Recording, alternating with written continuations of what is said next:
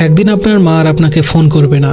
আজ হয়তো তার কথা শুনে বিরক্ত হন, ফোন না ধরতে ইচ্ছে করে, কিন্তু একদিন আপনি নিজেই অপেক্ষায় থাকবেন। মা যদি আর একবার ফোন করতো, একদিন কেউ আর বলবে না তোর মুখটা কেন শুকনো লাগছে, কিছু খেয়েছিস তো।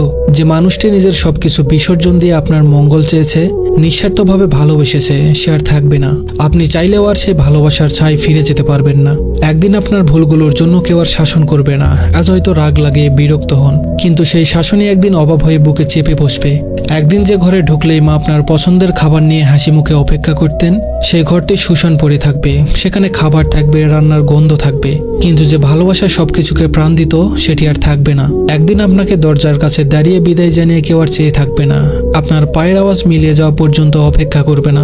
একদিন তার কণ্ঠস্বর চিরতরে থেমে যাবে। একদিন আপনি তাকে ডাকার জন্য চিৎকার করবেন, কিন্তু কোনো জবাব পাবেন না। তার হাতে মাথায় হাত বুলিয়ে দেওয়ার আর কেউ থাকবে না। রাত জেগে আপনার জন্য চিন্তা করার মানুষটি আর থাকবে না, যতই ব্যস্ত থাকুন না কেন। একদিন আপনি সব কাজ ফেলে শুধুই তার স্পর্শের অভাব অনুভব করবেন। তখন কোনো কিছু দিয়েই সেই শূন্যতা পূরণ করা সম্ভব হবে না।